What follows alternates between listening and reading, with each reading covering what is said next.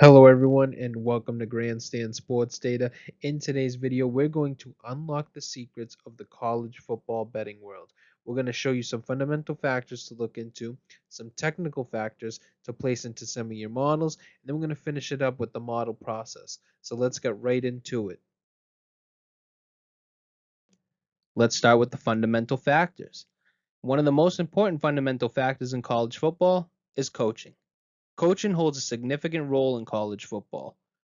With strategic game plans, real time adjustments, and crucial play calling having a substantial impact on the final outcomes of games. A confident understanding of coaching strategies is key for predicting how a match will unfold. Study coaches' tendencies, particularly in under pressure situations. Teams with strong coaches often outperform expectations. Next would be player versus player matchups. Or even if you want to get specific, you can do offense versus defensive line. Player versus player matchups are pivotal in college football betting, often determining advantage or disadvantages for specific positions that can significantly impact the game's outcome. Understanding these matchups is a confident way to predict player performance and its effect on the overall game.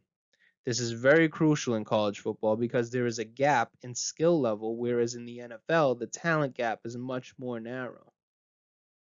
Next would be scheme.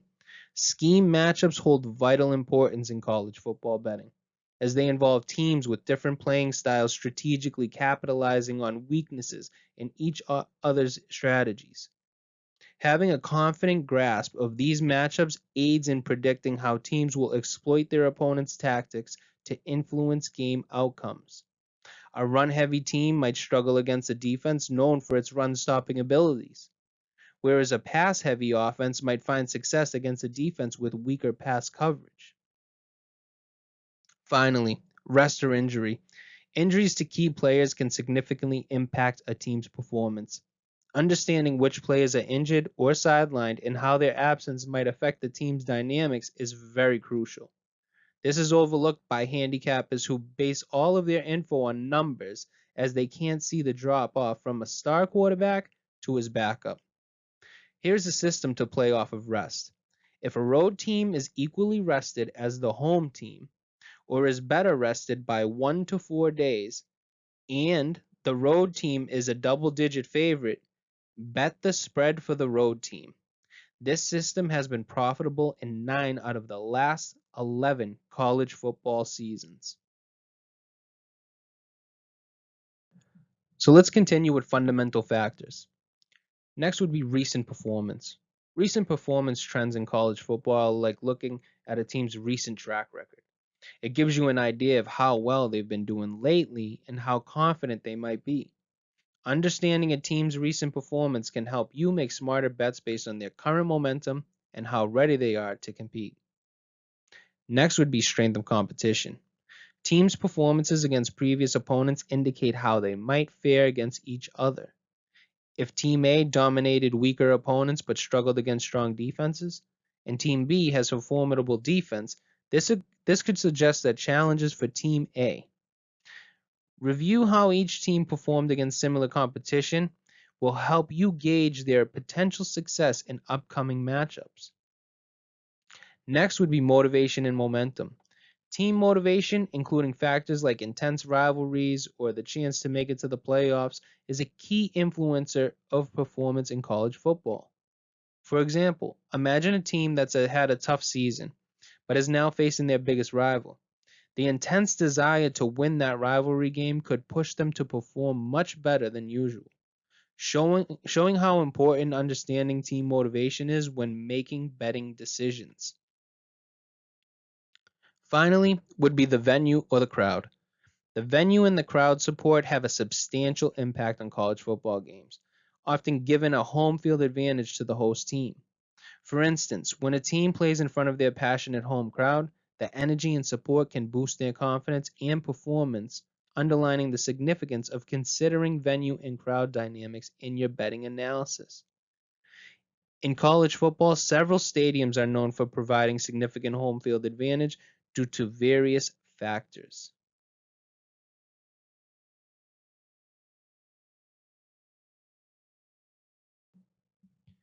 Next would be technical factors.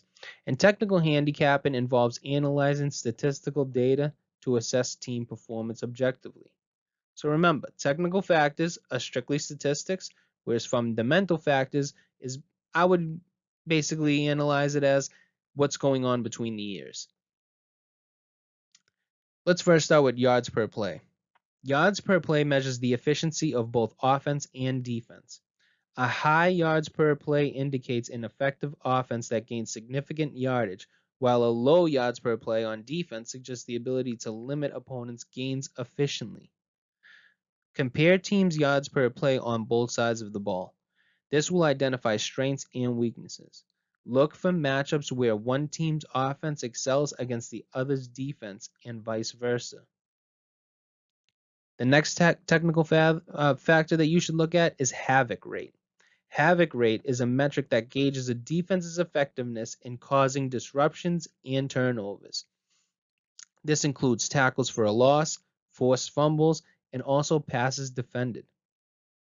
When handicapping college football, considering a team's havoc rate helps evaluate their defensive prowess and potential to create game-changing plays.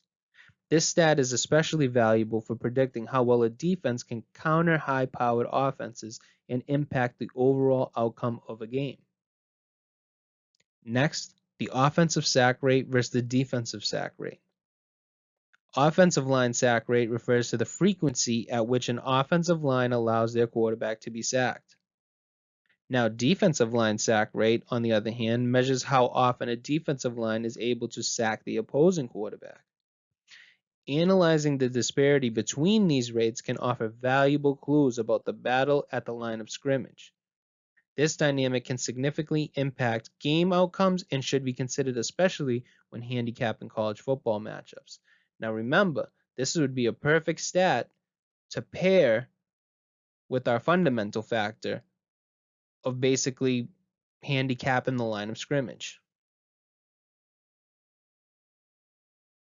So, what would be the best way to technically handicap how good a college football team is?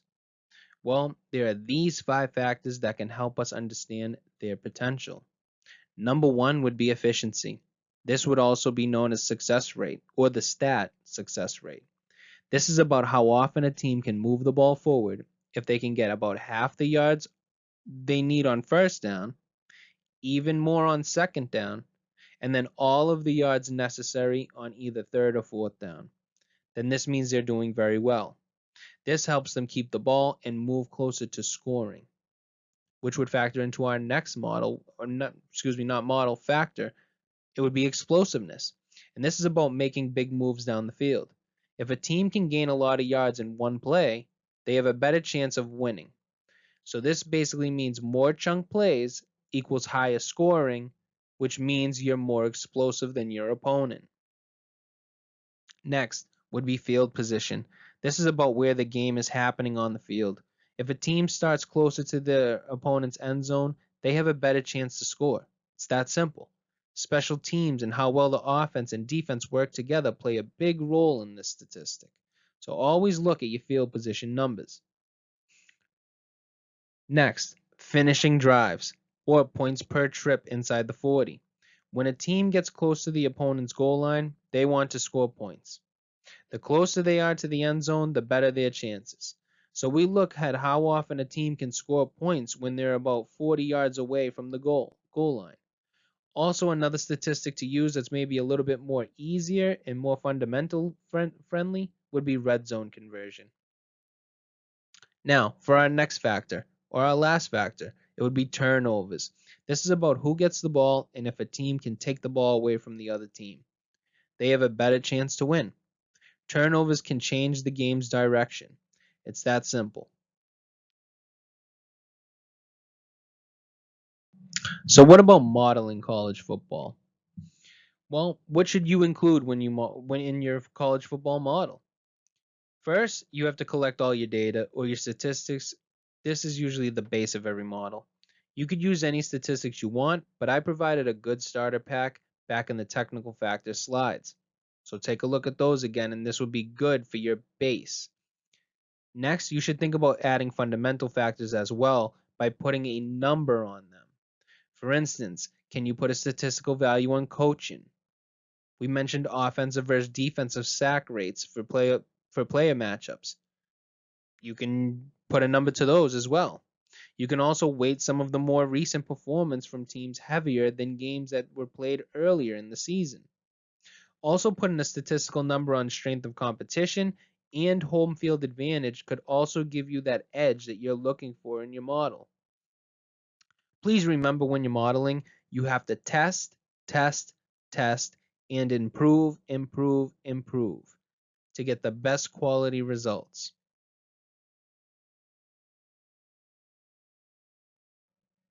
So if you need guidance on where to go from here, this is step-by-step model building illustration from us at Grandstand Sports Data and how we build a model from top to bottom.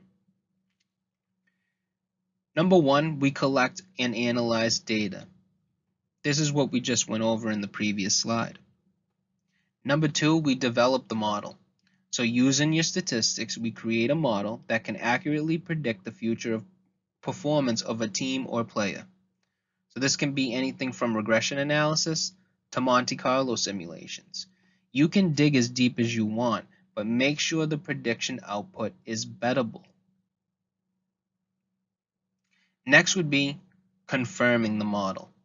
This is testing the model's accuracy by comparing its predictions with actual results. The next step would be optimizing the model. So this is making adjustments to the model to improve its accuracy.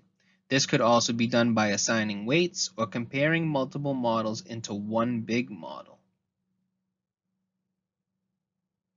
Next, we deploy the model. This is putting the model into practice by using it to make predictions. This is where you'll add your predicted odds so you can compare them to the odds of the market to see if you have an actual betting edge or not. And finally, and most importantly, we track the model. Track the model's performance over time to ensure it will always be accurate. So there you guys have it. I'd like to thank you guys for watching.